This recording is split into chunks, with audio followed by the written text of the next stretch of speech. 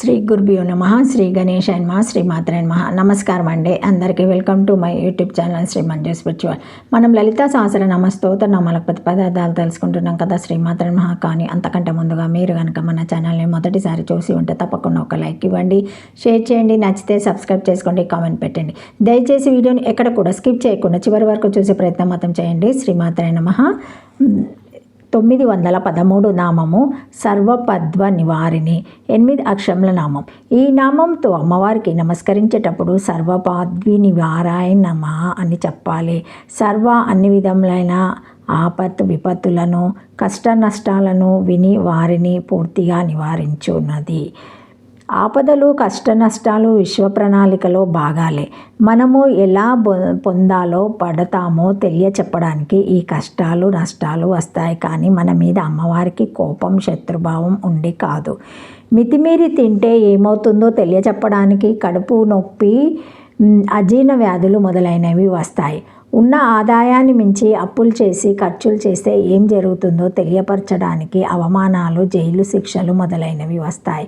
మనసు ఇంద్రియాలు కోరినవన్నీ కోరినట్లుగా వివేకరహితంగా తీర్చుకుంటూ ఏమవుతుందో తెలియచెప్పడానికి ఆది వ్యాధులు వస్తాయి.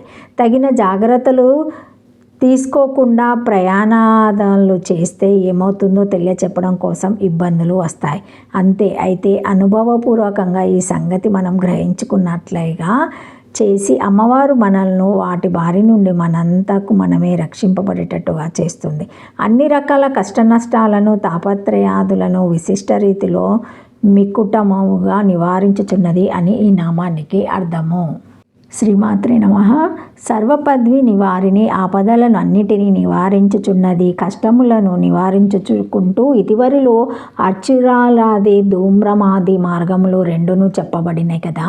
ఎవరా మార్గములను తెలుసుకొని అట్లు సంచరించుతారించారో వారు ఆ మార్గముల నుండి కూడా భ్రష్టులై పురుగులు, పక్షులు, పాములు మొదలగు జన్మములను ఎత్తి అనేక కష్టములను పొందుతురు.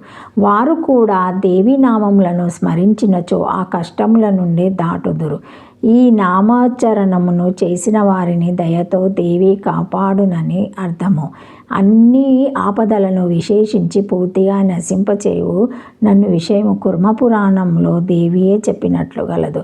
సర్వసంగ పరిత్యాగము చేసి నన్నే శరణు పొంది యోగమును పొంది భక్తితో ఎల్లప్పుడూ ఉపాసన చేయుచు సర్వప్రాణులందు దయగల వారై శాంతులు, దాంతులు, మాత్సర్యము లేనివారు, అభిమాన్య శూన్యులు, బుద్ధిమంతులు, తపస్సులారు, వ్రతములు గలవారు, న్యాయందే చిత్తము గలవారు, నాయందే ప్రాణములు ఉంచుకొనిన వారు, నా జ్ఞానమును గురించి చెప్పుకొనుట ఎందా శక్తి గలవారు, ఈ లక్షణములు గలవారు సన్యాసులైనను, గృహస్థులైనను, వానాప్రస్థులైనను, బ్రహ్మచారులైనను వీరి అందరి యొక్క పర్వతముల వంటి ఆపదలను కూడా నివారించుచుందును. ఈ పై లక్షణములు లేకపోయినను నా నామమును నిరంతరము జపించు వారి ఆపదలను కూడా వెంటనే నశింపచేయుతును అని గలదు. హరిహంసమునందు కూడా దేవితో విష్ణుమూర్తి చెప్పుచున్నట్లు గలదు. మనుషులకు సంభవించు బంధనము, వధ, విరోధము, పుత్రనాశము, ధనక్షయము మున్నగు ఆపదలను వర్ణించి ఆ అఖిలావత్తులందును నీవు తప్పక రక్షించుచున్నావని చెప్పెను. శ్రీమాత్రే నమః. వరహపూరణం కూడా బ్రహ్మాదులు దేవిని స్తుతించి చిట్ట చివర ఓ పరమేశ్వరి దేవి, నిన్ను శరణు పొందిన వారికి ఎట్టి ఆపదలు సంభవించవు అని పలికిరి.